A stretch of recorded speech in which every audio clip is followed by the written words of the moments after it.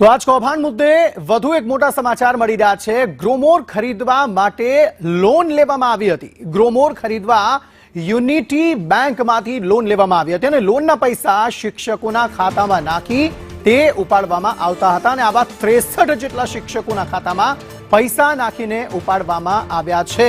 BZ group તપાસ મામલે હવે ગ્રોમોર ખરીદવા માટે લોન લેવામાં આવી હતી તે પ્રકારની સૂત્રો તરફથી માહિતી પ્રાપ્ત થઈ રહી છે। યુનિટી બેંક પાસેથી આ લોન લેવામાં આવી હતી। લોનના પૈસા પણ શિક્ષકોના ખાતામાં નાખીને ઉપાડી લેવામાં આવતા હતા। હિરેન રાવલ વધુ માહિતી આપી રહ્યા છે। હિરેન, જણાવશો શું વધુ વિગતો?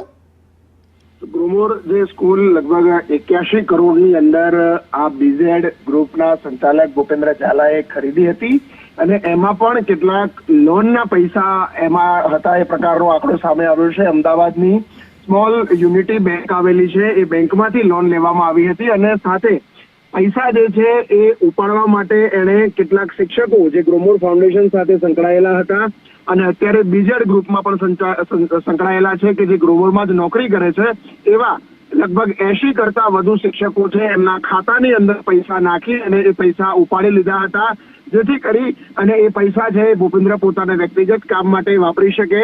દરેકના ખાતામાં લગભગ 4 થી 5 લાખ રૂપિયા નાખવામાં આવ્યા હતા અને તમામ જે રકમ જે છે તે ઉપાડી લેવામાં આવી હતી। એટલે અંદાજે જોઈએ તો લગભગ કરોડો રૂપિયાની રકમ જે છે એ આ શિક્ષકોના માધ્યમથી એ પૈસા ઉપાડી અને એ સીધી રીતે પોતાના વ્યક્તિગત કામ માટે ઉપયોગ કર્યો હતો। અત્યાર સુધી 2 ફરિયાદો કુલ ભૂપેન્દ્ર ઝાલા સામે નોંધાઈ છે, જેમાં એક સીઆઈડી ક્રાઇમે જાતે ફરિયાદ કરી છે અને બીજી ફરિયાદ ગઈકાલે એક વ્યક્તિએ નોંધાવી છે કે જેના પૈસા લગભગ 4.5 લાખ રૂપિયા છે અને એ પૈસા પરત ન આપ્યા હોવાની ફરિયાદ સીઆઈડી ક્રાઇમમાં એક વ્યક્તિએ નોંધાવી છે। આ કુલ 2 ફરિયાદો છે, એ ફરિયાદો પર સીઆઈડી ક્રાઇમ અત્યારે કામ કરી રહી છે। આ સાથે જે ટેલેન્ટ પુલ જે સહાય રાજ્ય સરકાર શિક્ષક વિદ્યાર્થીઓને આપતી હોય છે ભણવા માટે, એ ટેલેન્ટ પુલના પણ 81 લાખ રૂપિયા આ ભૂપેન્દ્ર જે ઝાલા છે એ ચાઉ કરી ગયો હોવાની માહિતી છે, તે પણ સીઆઈડી ક્રાઇમની તપાસમાં સામે આવી છે। આ ઉપરાંત કરોડો રૂપિયાના જે ગોટાળા થયા છે એના ઉપર પણ અત્યારે સીઆઈડી ક્રાઇમની ટીમ તપાસ કરી રહી છે।